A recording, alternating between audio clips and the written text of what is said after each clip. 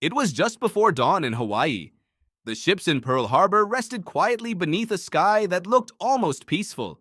Sailors moved through routines they had repeated 100 times before.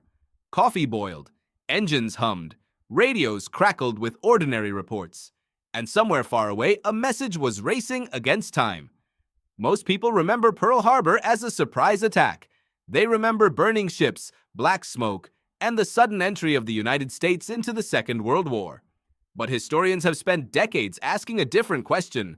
What if the warning had arrived in time? The answer begins thousands of miles from Hawaii. It begins in Tokyo, Washington, and a world already sliding toward catastrophe. By late 1941, relations between Japan and the United States had reached breaking point. Economic sanctions had squeezed Japanese industry. Oil shipments had slowed. Diplomats continued to meet across polished tables, but trust had almost disappeared. The historian Gordon Prange later described those final weeks as a diplomatic chess match played at incredible speed. Every move mattered. Every delay mattered even more. American intelligence officers had already achieved something remarkable. They had broken parts of Japan's diplomatic code system, known by the American nickname Purple.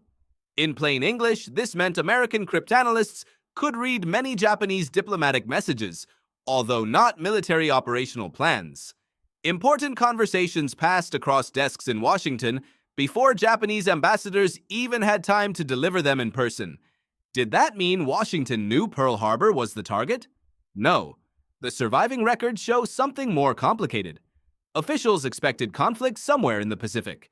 Many feared attacks against the Philippines, British Malaya, or the Dutch East Indies. Few believed Japanese carrier aircraft would strike Hawaii itself. On December 6, 1941, pieces of an important message began arriving in Washington. Japanese diplomats in the United States had received instructions from Tokyo to deliver a 14-part document ending negotiations with America. The final section arrived late that evening. Army Chief of Staff General George Marshall understood immediately that events were moving quickly. Diplomatic relations were collapsing. War could begin at any moment. Historian Roberta Wohlstetter later called this the problem of signals hidden inside noise. Intelligence agencies receive thousands of warnings. Most lead nowhere. The real challenge is recognizing the one that matters before history makes the decision for them. Marshall wanted commanders in the Pacific warned immediately. The message itself was cautious. It did not mention Pearl Harbor. It did not mention aircraft carriers. It simply advised commanders to remain alert and prepared for possible hostile action. Yet even a vague warning could change decisions. Aircraft could be dispersed. Anti-aircraft guns could be prepared. Ammunition could be moved closer to positions. Patrol aircraft could increase their searches over open water. So the message began its journey. Today, messages cross oceans in seconds. In 1941, communications still depended on telegraph offices, radio transmission systems, military procedures, and human beings carrying paper from one desk to another. Speed depended on machines. Survival depended on schedules. Marshall chose commercial telegraph services because military radio channels were congested. The warning moved west across the United States through wires and relay stations. Then came the weekend. The message reached Honolulu not through an emergency military courier, but through a telegram delivery system that operated according to ordinary business hours. Sunday mornings were not designed for wartime urgency. By the time the warning reached military headquarters in Hawaii, Japanese aircraft were already approaching Oahu.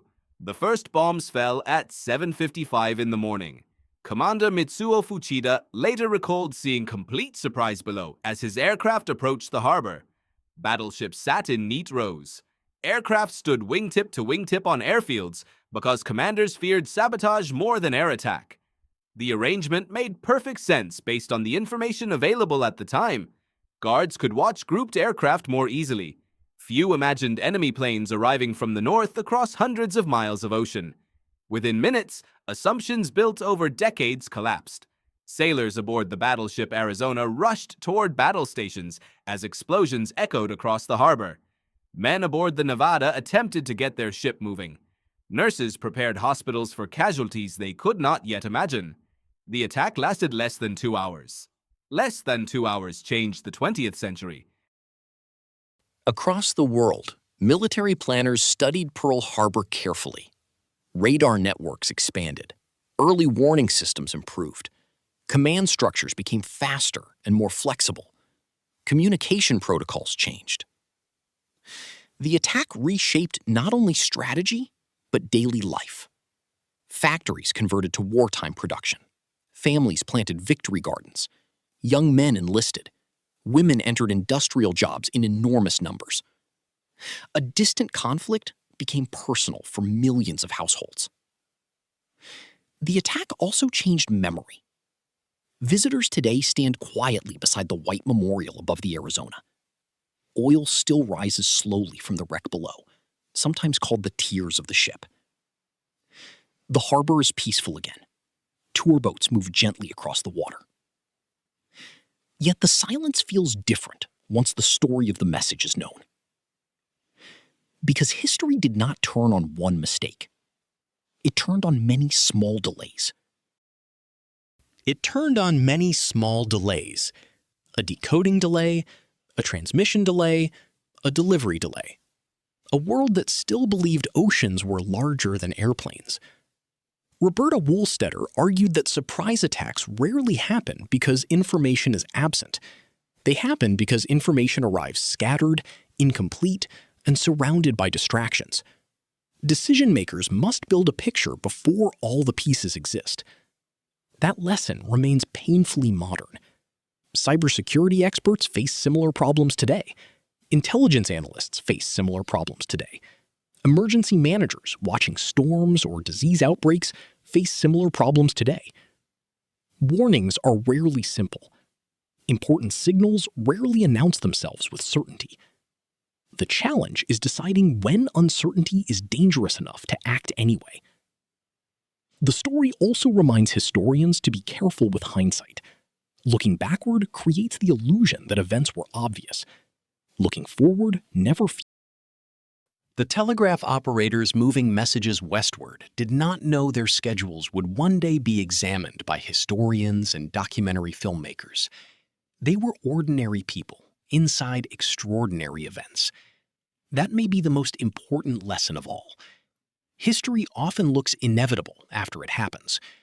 Before it happens, it feels ordinary. A clerk stamps a document.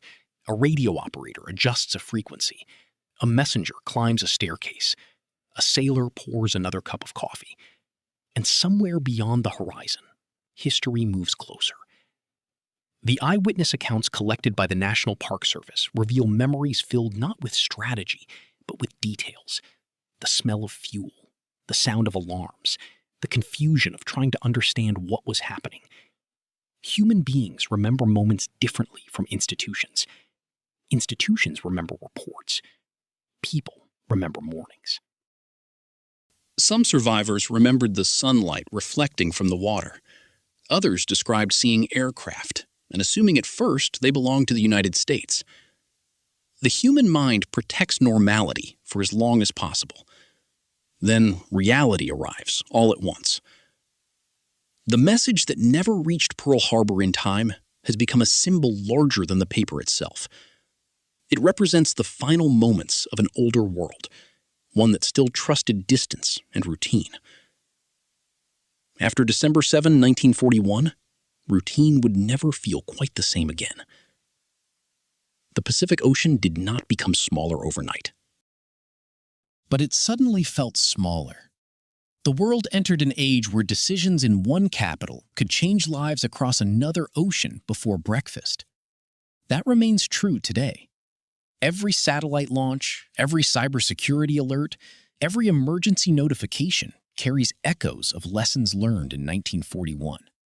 Technology changes. Human judgment remains difficult. Signals still hide inside noise.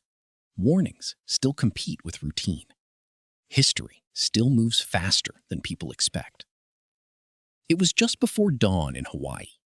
The ships in Pearl Harbor rested quietly beneath a sky that looked almost peaceful. The difference was that after that morning, the world would never mistake peace for permanence again.